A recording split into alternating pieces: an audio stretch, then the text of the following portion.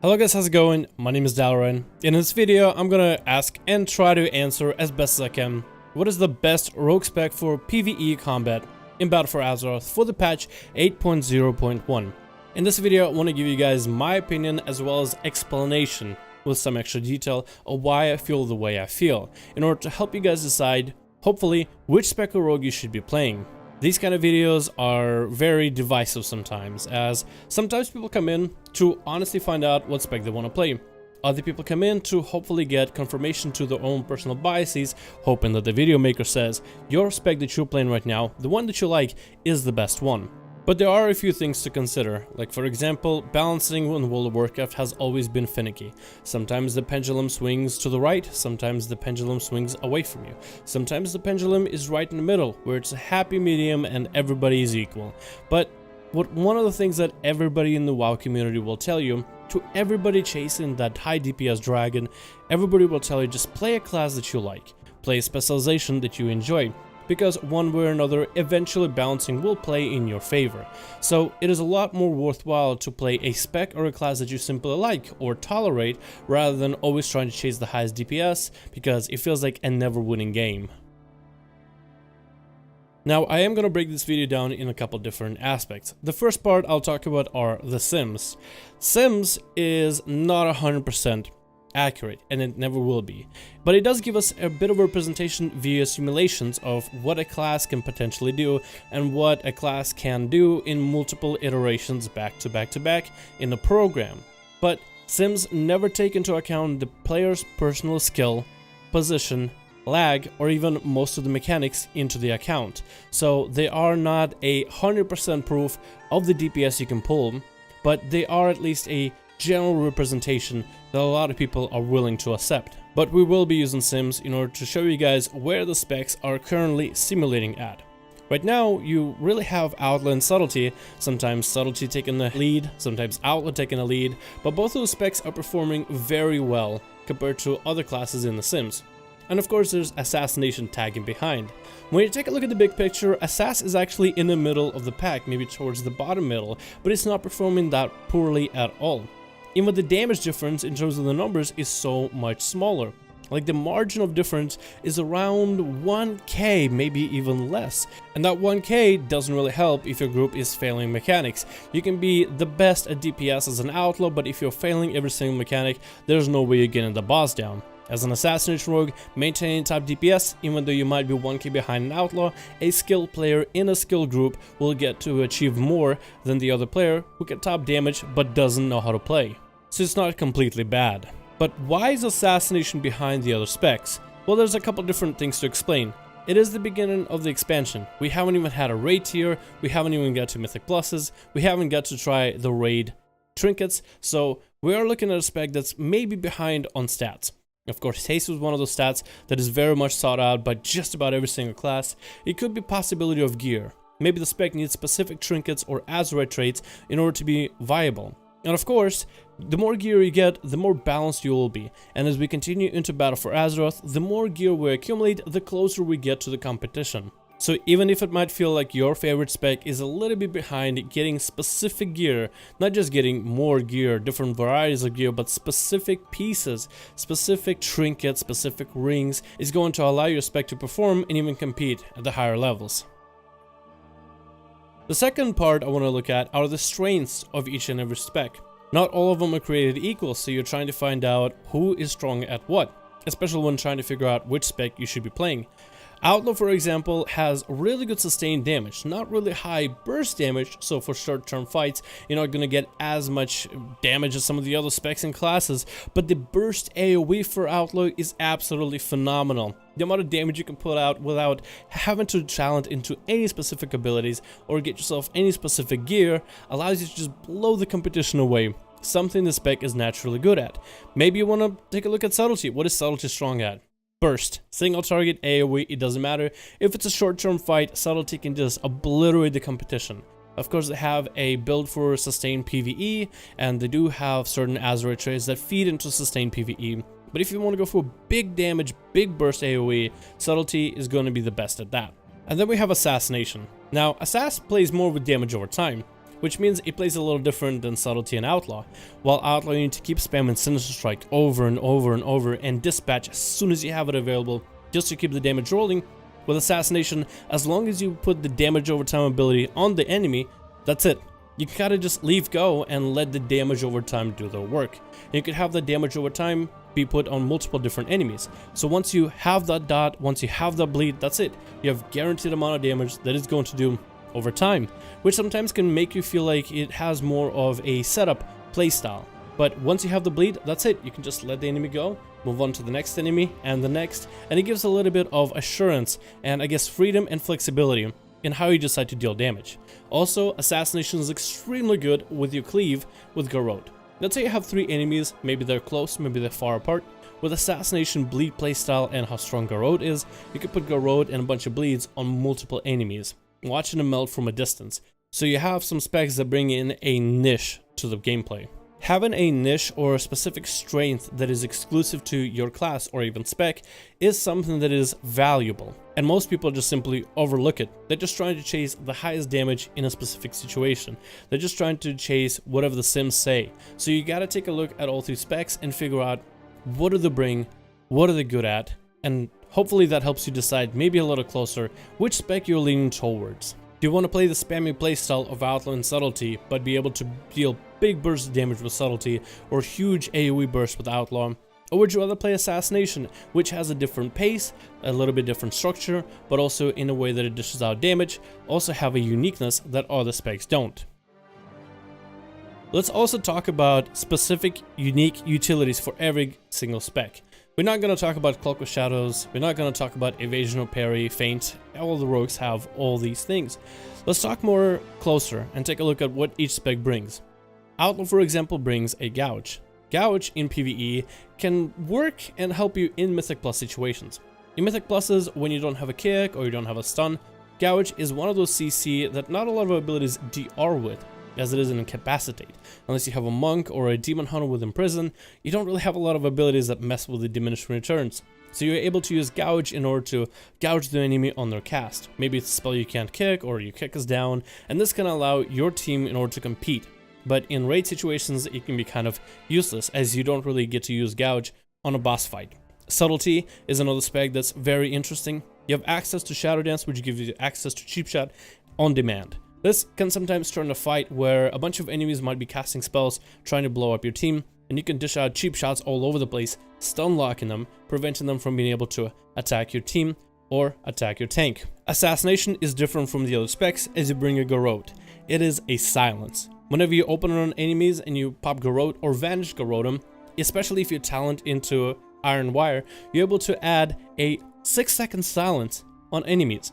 Now this is something unique because there's not a lot of silences in the game unless you bring a Shadow Priest to the team. So as Assassination, you bring in something to the table that other specs don't really bring, and that might give you the competitive edge in some situations. So you have to decide, what do you value, what do you use, and if it's worth for you playing a certain spec that might not be performing great in damage but brings some kind of crazy utility that your team for Mythic Plus dungeons might use. And of course, it's a question of gear. What kind of traits does your class have?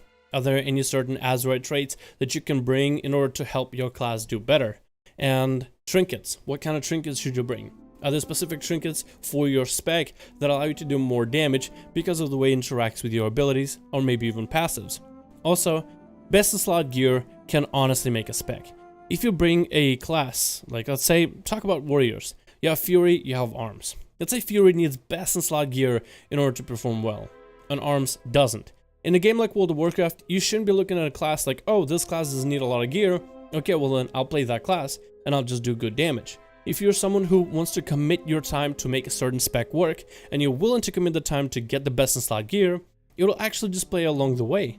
World of Warcraft has always been a game where you really should farm and really should focus and try to make a certain spec, certain class, as best as you can. If that means you gotta farm a little bit more, or run this dungeon so many times, or run this raid another week, in order to see if you can get that one piece of gear to make the spec work drop, sometimes I think it can be worth. And it should be encouraged in a game that's an MMORPG, rather than having like more of a casual perspective to it. So if you're somebody who's willing to play a certain spec, When to play a certain playstyle that you simply enjoy but might not be beneficial for PvE, you gotta ask yourself a question: just how much are you willing to work to make it a best in slot? Currently, if you're trying to chase the top DPS, you should be looking at Subtlety and Outlaw. The changes to Battle for Azeroth Outlaw allow you to play a lot like a combat rogue with the roll the bones mechanic of Outlaw, which is not as intrusive anymore and allows you a very simplistic playstyle that puts out a lot of damage. Also, Outlaw being a spec that's not really gear dependent currently allows you to just bust damage left and right, whether it's single target or AoE, and the fact that you have and are designed to be more of a consistent spec, the longer the fight, the more damage you'll do compared to some of the other burstier classes. Subtlety, on the other hand, is also another spec that's not looking all that gear dependent. With a few good Azeroth traits and the right build, you are able to put out a lot of good damage, whether it's sustained burst or just big burst in a single go. Whether it's AoE, whether it's single target, Subtlety can specialize itself through talents, but you can't really have best of both worlds, so you do have to design yourself depending on the situation. Overall, the spec is also doing really well. Sometimes it's ahead by Outlaw, sometimes Outlaw is ahead of Subtlety, but both of those seem to be neck to neck on the type of damage they put out. Assassination is not that far behind of the other specs. It is only behind by about 1k, but what Assassination brings to the table is interesting. They changed the playstyle to Assassination compared to the other specs, which are more about spamming Shadow Strike and Sensor Strikes and using finishers with Dispatches or Eviscerates. Assassination is more about damage over time. With the change to your mastery, it allows your bleeds and poisons to work together, whether you want to use your poisons for bursty playstyle or your bleeds for damage over time. Being able to play with damage over time abilities, it also allows Assassination to put up bleeds, and that's it. Most of your damage is being done through damage over time. Just keep sticking on one enemy. This also allows you to really specialize in fights where it's 2 or 3 enemies, especially if they're far apart. Outlaw does damage as long as enemies are together, but let's say boss fights and boss enemies are a good distance away, Outlaw is losing out on cleave. Similar thing for Subtlety. It can perform more damage if enemies are together, but when there's distance, you can shadow step to both of them, but you can't get both of them together for extra cleave. With Assassination, you can play a playstyle where you can micromanage dots in order to increase how much damage you do. You being able to use Garrote and Rupture for damage, being able to combine abilities like Toxic Blade and Venom for big burst windows, it allows you a little bit extra uniqueness and playstyle flavor, which in some situations might pull you ahead of other specs. Assassination is also kind of like this man in the middle in terms of its damage. It has a similar burst to Subtlety in terms of big burst damage in the opener, so for short fights, you can perform fairly well. For long-term fights, this is where it kind of starts to taper off after a while. It cannot quite compete with Outlaw, but it can hold its own damage, and I feel like with more gear, the spec is going to shine even higher. Also, the spec of Assassination seems to be more gear dependent, using haste, crit, mastery, and versatility as all viable ways of dealing damage, and with not enough haste for your bleeds, you simply are not able to build nearly enough energy. Once you have a certain haste gap, you'll start investing more points into mastery to increase the damage of your bleeds and poisons, as well as versatility and critical strike to build more combo points. So I feel like the spec is going to grow as the time goes on. Learning how to play Assassination and even specializing in Assassination is going to eventually net you increased damage in the future. Eventually gear is going to catch up and people will be looking for good Assassination rogues. So learning how to play Assassination and learning how to play it perfectly now once you have the right gear, or if Blizzard decides to throw some buffs towards Assassination's direction, will allow you to perform and get ahead of the competition. This is something that I've actually seen myself do a couple times, whether it was back in Mists of Pandaria playing combat, and all of a sudden combat rogues were sought after for the last PvP season, or playing Outlaw, and then again watching Outlaw rogues being sought out for PvP or PvE, as the spec was actually starting to put out decent damage. I'm also somebody who's always enjoyed playing specs that are technically conventionally bad, because it's fun trying to figure out how to play them. And when you're figuring out how to play that one spec, if it ever becomes good, you're kind of like at the top of the hill, as the tables have flipped and everybody who were playing all the popular specs now have to go and relearn, but you are already there. It also is nice to play a spec that you simply like. If there's a playstyle that you enjoy, I feel like I'd rather be paying 15 bucks a month to play a playstyle that I like, rather than a playstyle that I despise, hate, or simply don't enjoy nearly as much, but it puts out insane amounts of damage. There are people out there who play a spec that they hate in terms of how it plays, but they will play it because it puts out the most amount of effort. But when you take a look at the Sims, we are looking at early Sims, and it doesn't look like a lot of specs are really that far behind one another. Certain specs that are not bringing that much damage do bring other utilities that your team will use. It's also worth considering the playstyle and the approach that Blizzard has to a lot of the mythic dungeons, for example. Mythic dungeons are all about trying to deal as much damage and kill the bosses as fast as possible, especially when Mythic Plus kicks off, the timer is going to start ticking. But with what we've seen in a lot of the fights, bringing in classes that might not have the best DPS but maybe have an enrage reduction, or a magical dispel, maybe even some crowd control, maybe even a mass dispel. All those abilities have an opportunity to make a lot of the fights and encounters a lot easier for your team to handle. For example, there's a dungeon where enemies will put up a magical buff on themselves that lets them reduce damage by like 30%. Even if you have a full team full of high DPS characters, they still have to burn through that 30% damage reduction buff. If we bring in maybe a class like a priest that does slightly less damage but can deal with these debuffs and buffs easily by dispelling them, it allows your team a little bit of an upper hand. So the game is trying to feed into uniqueness of certain classes, what utilities they bring to the game. So even though you might not be at the top of the damage, maybe your utility might help your team do a little bit better in that specific fight or even in that specific dungeon. Those are all the things you should consider when trying to decide your favorite spec, and I think it's worth considering. I hope that this video allowed you guys to maybe come to your own conclusion. You can go by the information that I said and stick to playing Subtlety or Outlaw, because they're looking like the best specs for damage.